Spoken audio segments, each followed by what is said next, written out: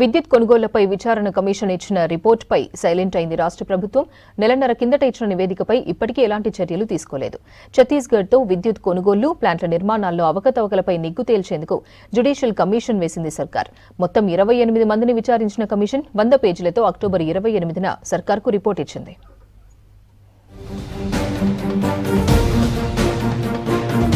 BRS సర్కార్ హయాంలో జరిగిన విద్యుత్ కొనుగోళ్లపై జ్యుడిషియల్ కమిషన్ రిపోర్టుపై ప్రభుత్వం సైలెంట్ గా ఉండడంపై చర్చ నడుస్తోంది. ఛత్తీస్గఢ్ విద్యుత్ కొనుగోలు ఒప్పందాలు, భద్రాద్రి పవర్ ప్లాంట్, నామినేషన్ పనుల కేటాయింపుల్లో అవకతవకలపై కాంగ్రెస్ ప్రభుత్వం మొదట జస్టిస్ నరసింహారెడ్డి అధ్యక్షతన ఏకసభ్య కమిషన్ నియమించింది. తర్వాత కోర్టు ఆదేశాలతో జస్టిస్ నరసింహారెడ్డి స్థానంలో బాధ్యతలను జస్టిస్ లోకూర్ కమిషన్ కు అప్పగించింది.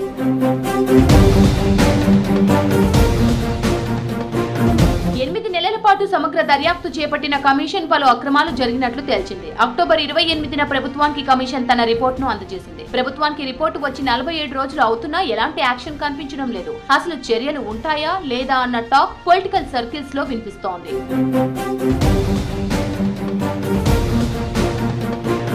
ఛత్తీస్గఢ్ తో కరెంటు ఒప్పందాలతో వేల కోట్ల భారం పడింది. యూనిట్ కరెంటుకు ₹3.90 పెట్టి కొన్నామని అప్పటి సీఎం కేసీఆర్ పదే చెప్పారు. అస్ యూజ్డ్ కారిడార్, మార్కెట్ పర్చేస్, పెనాల్టీలు కలిపి యూనిట్ కు ₹5.50 నుంచి ₹6 వరకు పడింది. అప్పుడున్న పరిస్థితుల్లో కాంపిటేటివ్ బిడ్డింగ్ పెడితే ₹4కే యూనిట్ కరెంటు వచ్చే పరిస్థితి ఉండేదని ఎక్స్పర్ట్స్ చెప్తున్నారు. కానీ ఛత్తీస్గఢ్ విద్యుత్ ఉత్పత్తి సంస్థతో తెలంగాణ విద్యుత్ పంపిణీ సంస్థ సదరన్ డిస్కమ్ 1000 మెగావాట్ల కరెంటు కొనుగోలుకు అగ్రిమెంట్ చేసుకుంది.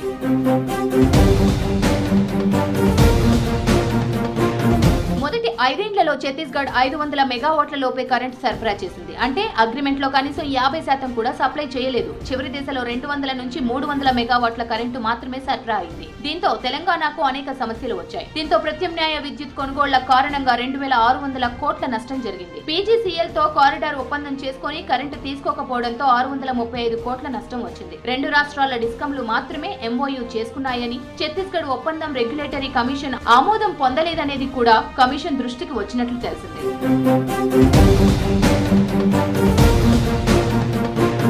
మరోవైపు యాదాద్రి థర్మల్ పవర్ ప్లాంట్ సైతం గుదిబండగా మారింది. ప్లాంట్ కు బొగ్గు నిల్వలు కేటాయించిన మనుగూరుకు 100 కిలోమీటర్ల దూరంలోని దామరచెర్లలో ఏర్పాటు చేయడంతో రవాణా ఖర్చు అధికమవుతోంది. రవాణా ఛార్జీల రూపంలో ఏటా 1600 కోట్లకు పైగా నష్టం జరగనుంది. ఇప్పటికే విద్యుత్ ఉత్పత్తి వ్యయం యూనిట్ కు ₹6 నుంచి ₹6.60 దాటింది. 2015లో శంకుస్థాపన జరిగితే 2020 అక్టోబర్ నాటికి 2 యూనిట్లు, 2021 నాటికి 3 యూనిట్లు పూర్తి కావాల్సి ఉండగా సకాలంలో పనులు కాక వేల కోట్ల ఆర్థిక భారం పెరిగింది.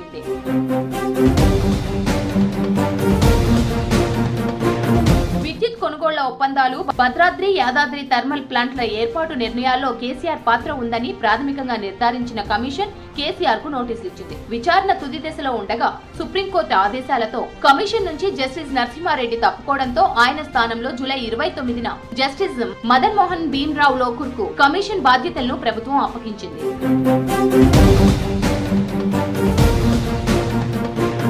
దేశంలోని అన్ని ప్లాంట్లతో పోల్చినప్పుడు భద్రాద్రి ప్లాంట్ లో బొగ్గు వినియోగం ఎక్కువ. దీంతో యూనిట్ ఉత్పత్తి సగటున ₹6.03 ఖర్చు అవుతుందని జెన్కో అంచనా వేసింది. అదే భూపాలపల్లిలోని కేటీపీపీలో సగటు ఉత్పత్తి వ్యయం ₹4.89 మాత్రమే. భద్రాద్రి ప్లాంట్ తో రాబోయే 25 ఏళ్లలో 9000 కోట్లు నష్టం వచ్చే అవకాశం ఉందని విద్యుత్ రంగ నిపుణులు అంచనా వేస్తున్నారు.